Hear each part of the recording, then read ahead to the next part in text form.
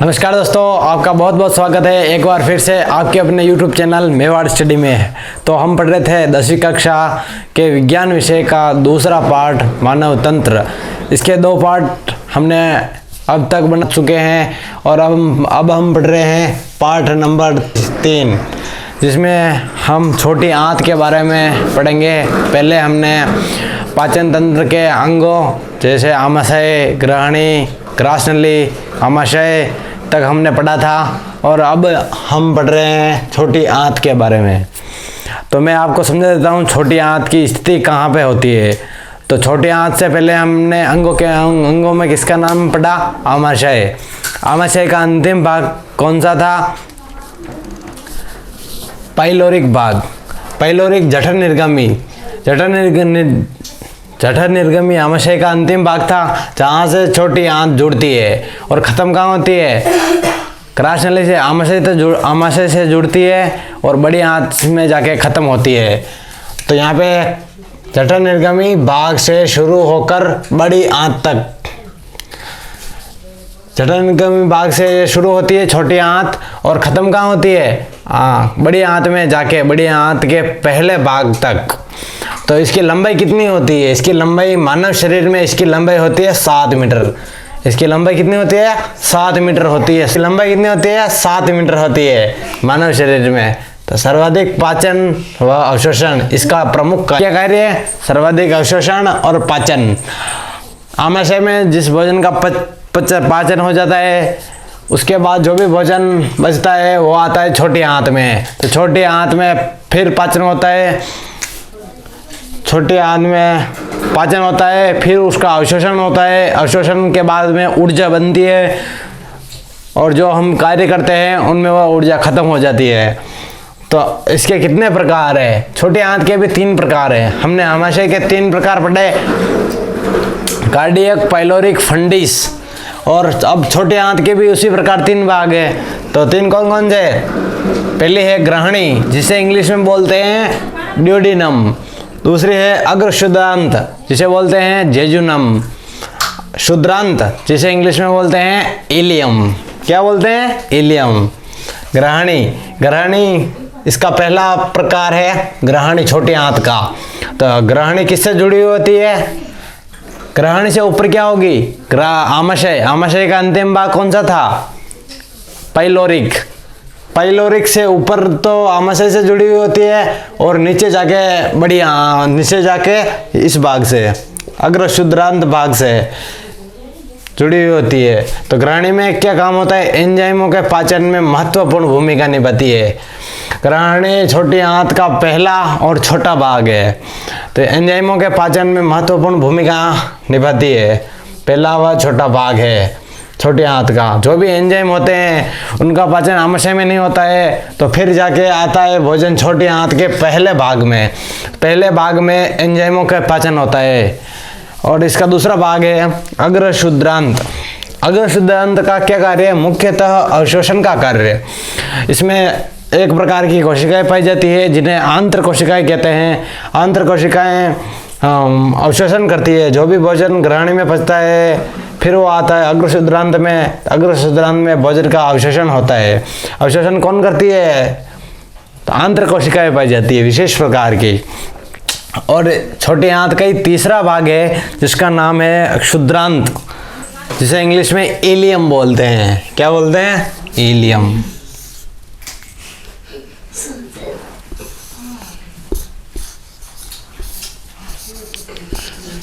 English में इसे बोलते हैं इलियम।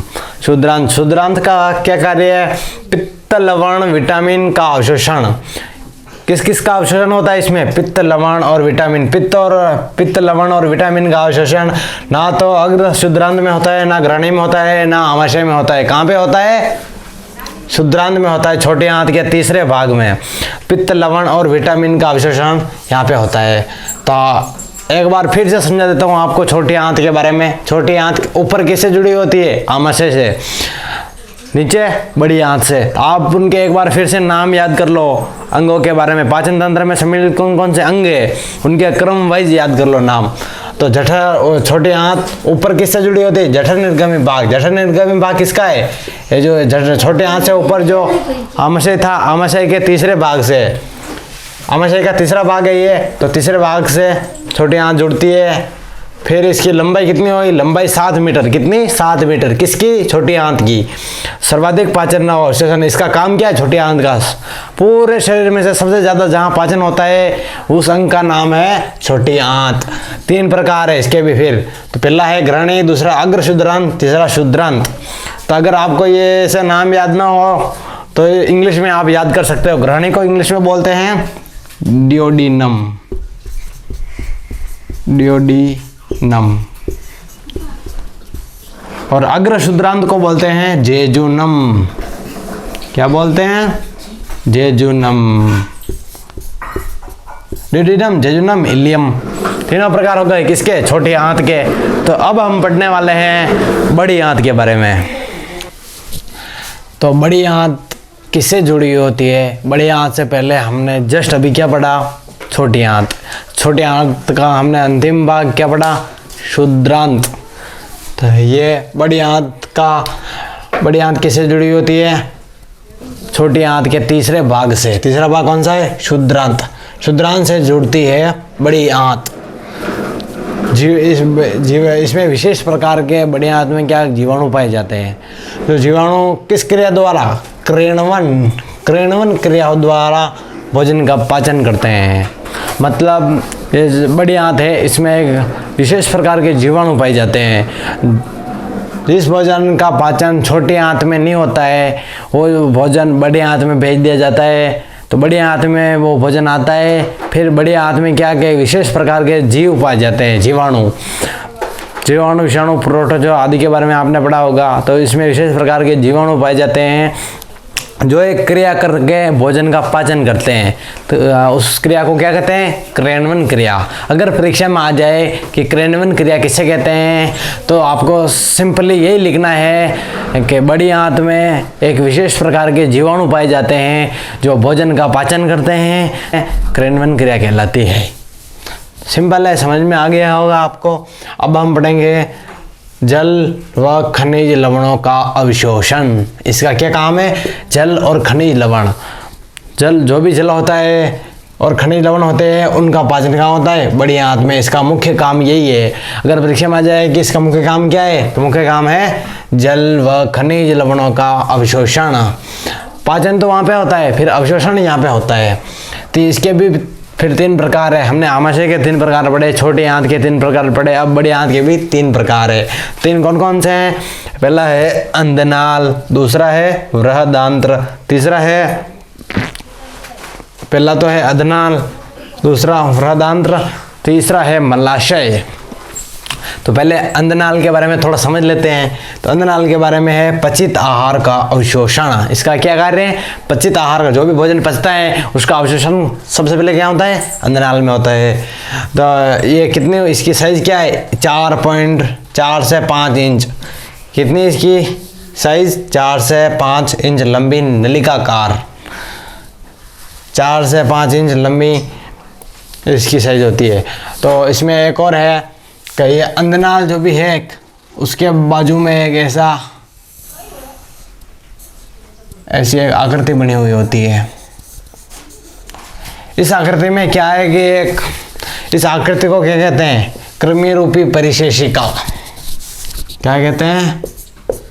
कृमि रूपी परिशेषिका। क्या कहते हैं? कृमि रूपी परिशोषिका। इसको इंग्लिश में क्या बोलते हैं? अपेंडिक्स बोलते हैं। आपने अपेंडिक्स तो सुना ही होगा, जिसे हिंदी में बोलते हैं कृमि रूपी परिशेषिका। अगर भोजन इसमें चला जाए तो यह स्वास्थ्य के लिए हानिकारक है, इसका इलाज होता है। फिर तो यह किसके पास में पाई जाती है? अंधनाल के पास में पाई जाती है, बड़ी आंत में। फिर इसका दूसरा भाग है बृहदांत्र। किसका है? बड़ी आंत का दूसरा भाग है बृहदांत्र। इसका आकार कैसा होता है, यू आकार का आकार होता है। और इसकी लंबाई कितनी होती है, 1.3 मीटर। कितनी होती है, 1.3 मीटर लंबी है। और इसका आकार यू के आकार का होता है, मतलब ऐसा होता है इसका आकार। और इसके भी फिर 4 प्रकार आ गए। पहला है आरोही वृहदांत्र, दूसरा अनुप्रस्थ वृहदांत्र, तीसरा अवरोही वृहदांत्र, सिग्माकार वृहदांत्र। तो इसको याद कर। तो दोस्तों अब हम बड़ी आंत का जो तीसरा भाग है मलाशय, उसके बारे में पढ़ते हैं। हमने 2 भाग अंधनाल और अधांत्र के बारे में पढ़ लिया है। अब हम पढ़ेंगे बड़ी आंत का तीसरा भाग मलाशय के बारे में। तो इसकी स्थिति कहाँ होती है, तो बड़ी आंत में 3 भाग है। पहला अंधनाल, दूसरा अंधांत्र, तीसरा मलाशय। तो अंधरांत से जुड़ी हुई होती है। यह आहार नाल का अंतिम भाग होता है। हमने जो आहार नाल पढ़ी, ये आप चित्र में देख रहे होंगे यहाँ पे आहार नाल। तो आहार नाल यहाँ से लेकर यहाँ तक होती है, तो उसका ये सबसे अंतिम भाग होता है मलाशय। तो इसका आकार कितना होता है, 20 सेंटीमीटर लंबा होता है, ये 20 सेंटीमीटर। और इसके पास में एक नाल पाई जाती है जिसका नाम है कुदा नाल। एक बार फिर से समझाता हूँ, आहार नाल का अंतिम भाग होता है, ये आहार नाल दिख रही है, इसका अंतिम भाग ये मलाशय। 20 सेंटीमीटर लंबी होती है, 20 सेंटीमीटर लंबी होती है मलाशय। 20 सेंटीमीटर लंबा होता है। इसके पास में एक नाल पाई जाती है जिसे कुदा नाल बोलते हैं। इसके पास में नाल पाई जाती है। कुदा नाल में 2 सवर्णी पेशियाँ पाई जाती हैं। जो है कुदा नाल है, इसमें 2 सवर्णी पेशियाँ पाई जाती है। कौन सी पेशियाँ पाई जाती है, सवर्णी पेशियाँ पाई जाती है। इन सवर्णी पेशियों के नाम है अंतःस्रावी सवर्णी पेशियाँ और बहिःस्रावी सवर्णी पेशियाँ। कौन कौन से नाम है, 2 है, अंतःस्रावी और बहिःस्रावी सवर्णी पेशियाँ। तो अवशिष्ट प्रक्रिया सवर्णी पेशियाँ करती है। जो भी अवशिष्ट, अब यहाँ पे कोई पाचन वाचन नहीं होगा। पाचन बड़े आंत के दूसरे भाग तक पाचन खत्म हो गया था। अब आ गया है मलाशय, मतलब भोजन का अब सब अपशिष्ट है। अपशिष्ट को बाहर निकालने की प्रक्रिया यहाँ से आरंभ होगी। तो अपशिष्ट को बाहर निकालने की प्रक्रिया कौन नियंत्रित करती है, जो सवर्णी पेशियाँ पाई जाती है गुदा नाल में 2। कौन कौन सी, बहिःस्रावी और अंतःस्रावी। तो ये दोनों सवर्णी पेशियाँ अपशिष्ट पदार्थों को निकालने की प्रक्रिया संपादित करती है। और बड़ी आंत के बारे में हमने इतना सब कुछ जाना। आप ये चित्र भी देख सकते हो, यहाँ पे आसानी से समझ सकते हो। एक बार इसको आप नोट कर लो, फिर हम पढ़ेंगे। अंग के बाद में पाचन तंत्र में 2 भाग सम्मिलित थे। पहला तो था अंग शामिल था, दूसरा ग्रंथियाँ। तो अंगों के बारे में हमने यहाँ तक संपूर्ण जानकारी ले ली है। अब हम अध्ययन करने वाले हैं ग्रंथियों के बारे में। ग्रंथियाँ 3 होती है। कौन कौन सी, यकृत ग्रंथि, अग्नाशय ग्रंथि। तो अब हम पाचन ग्रंथियों का अध्ययन करने वाले हैं। तो पाचन ग्रंथियों में हमने 3 पहले पढ़ी थी। पहली लार ग्रंथि, दूसरी यकृत ग्रंथि, तीसरी अग्नाशय ग्रंथि। कौन कौन सी, पहली लार ग्रंथि, दूसरी यकृत, तीसरी अग्नाशय ग्रंथियाँ। पाचन ग्रंथियाँ में 3 ग्रंथि शामिल है। पहले पढ़ेंगे हम लार ग्रंथि। तो हम लार ग्रंथि के बारे में पढ़ लेते हैं। तो मुंह में लार उत्पन्न करती है। इसका क्या काम है, हमारा जो मुंह है ये यहाँ इसमें लार उत्पन्न करती है। हम जब भोजन करते हैं तो ये लार उत्पन्न करती है। लार एक सिरमित तरल तथा श्लेष्मा का मिश्रण होता है। लार क्या होता है, लार एक सिरमित तरल होता है और श्लेष्मा का मिश्रण होता है। हमारे मुंह में लार पाया जाता है जो किसका मिश्रण होता है, सिरमित तरल तथा श्लेष्मा का मिश्रण। तरल भोजन को गीला करता है। कि लार का क्या काम है, लार का काम है जो हम भोजन करते हैं, जब भोजन मुंह में ही होता है तब उसको गीला करता है। और लार ग्रंथि के भी फिर 3 प्रकार है। 3 कौन कौन से, लार ग्रंथि के कितने प्रकार है, 3 प्रकार है। 3 कौन कौन से, पहला है कर्णपूर्व ग्रंथि, दूसरी अधोजंब ग्रंथि, तीसरी अधोजिह्वा। मतलब अधोजिह्वा मतलब जीभ के नीचे। कर्णपूर्व ग्रंथि मतलब कर्णपूर्व, आप समझ रहे होंगे, कर्ण का मतलब कान होता है और पूर्व मतलब नीचे पहले। तो गालों में सिरमित तरल यह कहाँ पाई जाती है, कान के नीचे पाई जाती है। गालों में सिरमित तरल का, ये गालों में सिरमित तरल का श्रावण करती है और ये हमारे गालों में पाई जाती है। अधोजंब जो ग्रंथि है, अधोजंब तरल श्लेष्मा का श्रावण करता है। क्या करता है, तरल श्लेष्मा श्रावित करता है। और अधोजिह्वा इसका तीसरा भाग है। इसका यह जीभ के नीचे पाई जाती है। कहाँ पाई जाती है? हमारी जो जीभ होती है उसके नीचे पाई जाती है अधोजिह्वा ग्रंथि। और यह किसका श्रावण करती है? श्लेष्मा का श्रावण करती है ये भी। तो हमने पढ़ा पाचन ग्रंथियों के 3 प्रकार है। पहला लार, दूसरी यकृत, तीसरा अग्नाशय। और लार ग्रंथि के बारे में और जान लेते हैं। मुंह में लार उत्पन्न करती है। इसका काम है, लार एक सिरमी तरल तथा श्लेष्मा का मिश्रण होता है। तरल भोजन को गीला करता है लार। फिर लार ग्रंथि के 3 प्रकार है। कर्णपूर्व ग्रंथि, अधोजम ग्रंथि, अधोजिह्वा ग्रंथि। आप इधर देखिए, इधर कर्णपूर्व ग्रंथि, अधोजम ग्रंथि, अधोजिह्वा ग्रंथि। कर्णपूर्व का क्या काम है? गालों में पाई जाती है और सिरमी तरल का श्रावण करती है। अधोजम ग्रंथि तरल श्लेष्मा का श्रावण करती है। अधोजिह्वा या जीभ के नीचे पाई जाती है और ये भी श्लेष्मा का श्रावण करती है। तो अब हम पढ़ेंगे अग्नाशय ग्रंथि के बारे में। तो हमने पाचन ग्रंथियों में पहली ग्रंथि लार ग्रंथि के बारे में पढ़ लिया है। अब हम पढ़ेंगे अग्नाशय ग्रंथि के बारे में। यह एक मिश्रित ग्रंथि है जो 2 प्रकार के हार्मोन स्रावित करती है। ये अग्नाशय कैसी ग्रंथि है? यह एक मिश्रित ग्रंथि मतलब 2 प्रकार के हार्मोन स्रावित करती है। एक तो अंतरस्रावी हार्मोन और दूसरा बहिर्स्रावी हार्मोन। तो 2 प्रकार के हार्मोन कौन कौन से हो गए? एक पहला तो हो गया जो अंतरस्रावी मतलब अंदर ही स्रावित करती है, इसका नाम है इंसुलिन हार्मोन। दूसरा है ग्लूकेगोन